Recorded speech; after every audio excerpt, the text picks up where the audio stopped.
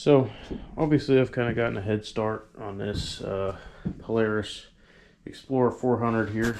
We're dealing with coolant in the countershaft, the balance countershaft housing.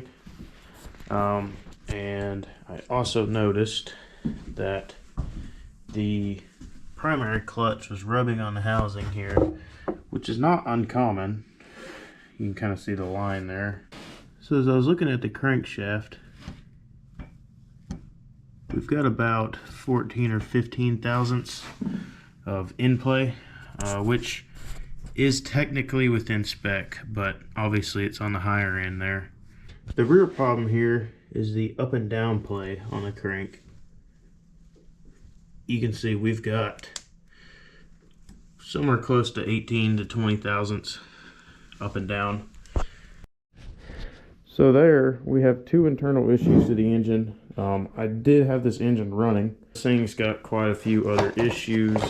Obviously the speedometer's completely destroyed. It had some cosmetic issues from looks like some sort of wreck, but I've got most of this taken care of already. After this quad's done, I'm going to be working on some of these in the upcoming videos. I've got this Sportsman 500 that needs all sorts of stuff, Arctic Cat 400, and a Bear Tracker 250.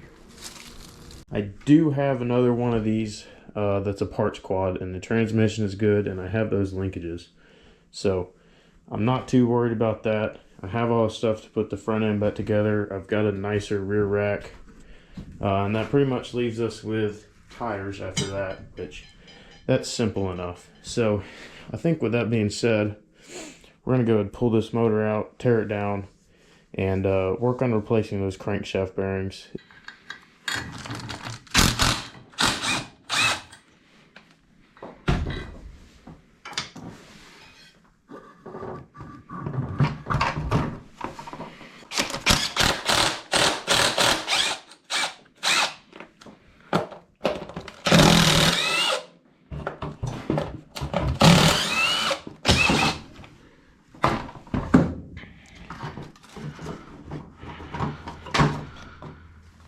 All right.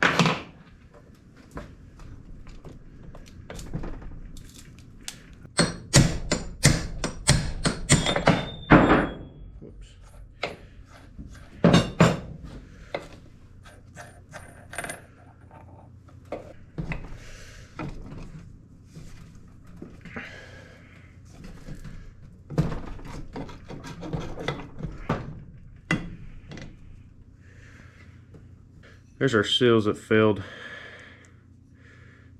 This one looks alright, but you can kind of tell looking at that one, it just don't look very good. It's coming apart in there.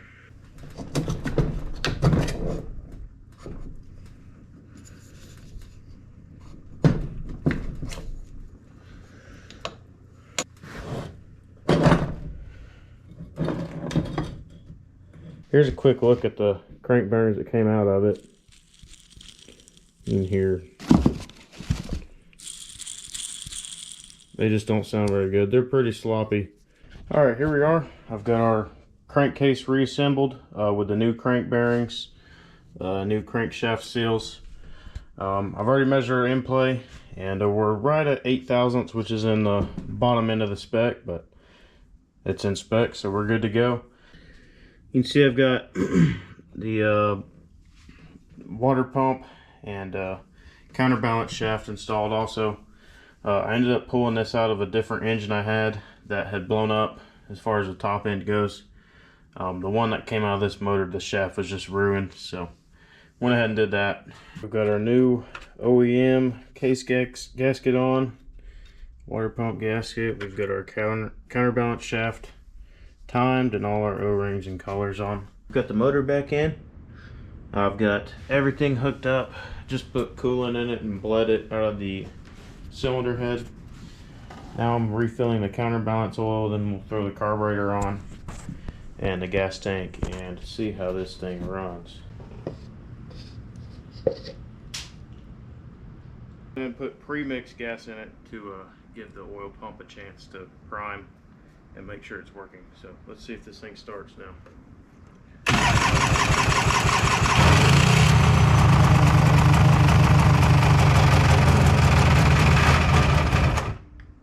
Still rubbing the cover, but it runs.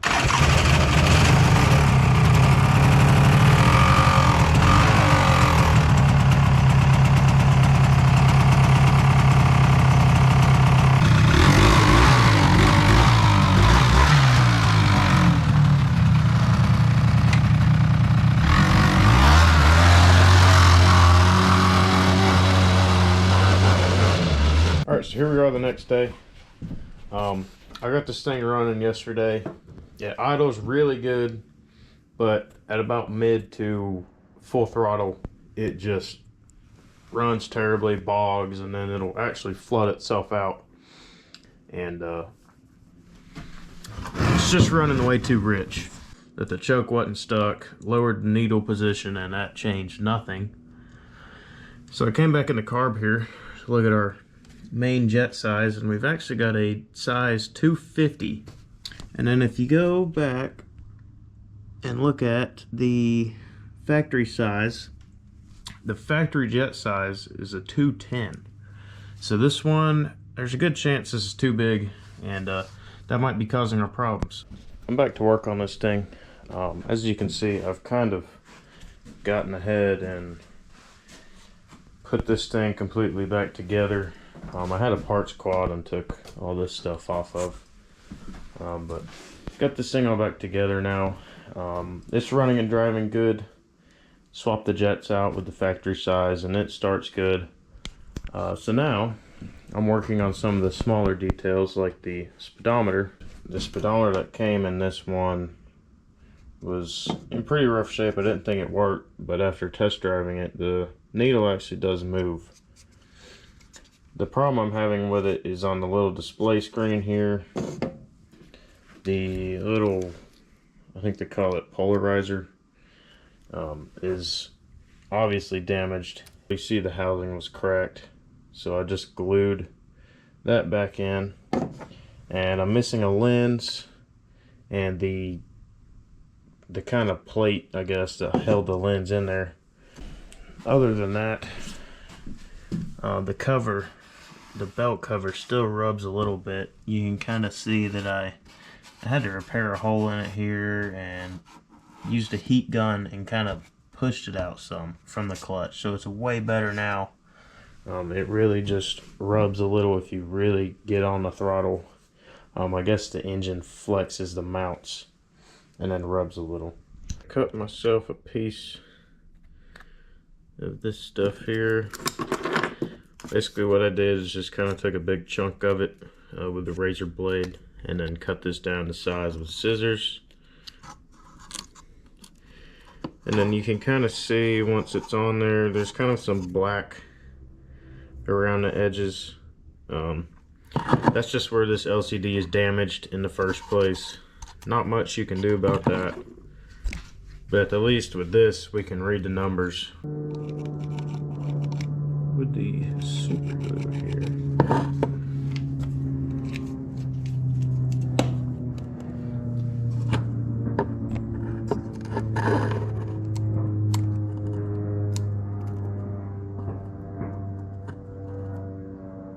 Alright, that glue has dried. Got it plugged in. And there we have it. 625.2 miles. It's pretty close right there. Probably just like that. Alright, getting the needles back in the proper spot is pretty simple. Go ahead and plug the speedometer in and turn it on. And actually the little motor in there is going to go to 0 miles an hour by itself. Let me get your needle lined up there.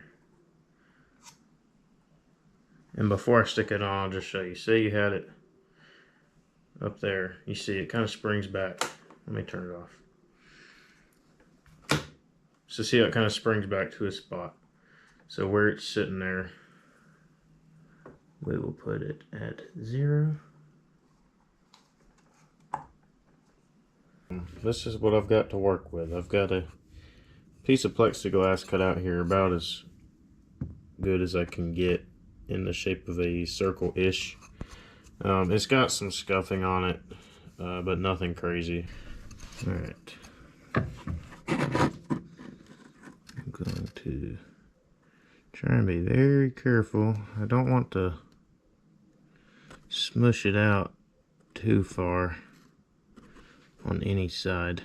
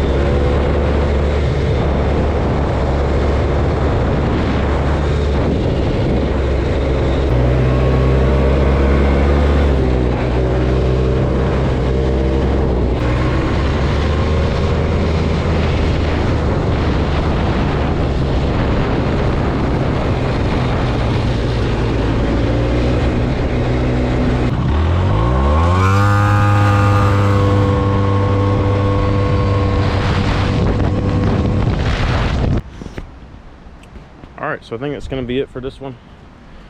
This thing's running good now, driving good. We've kind of got it looking back like a normal quad. As you can see, I did swap some better front tires I had on it.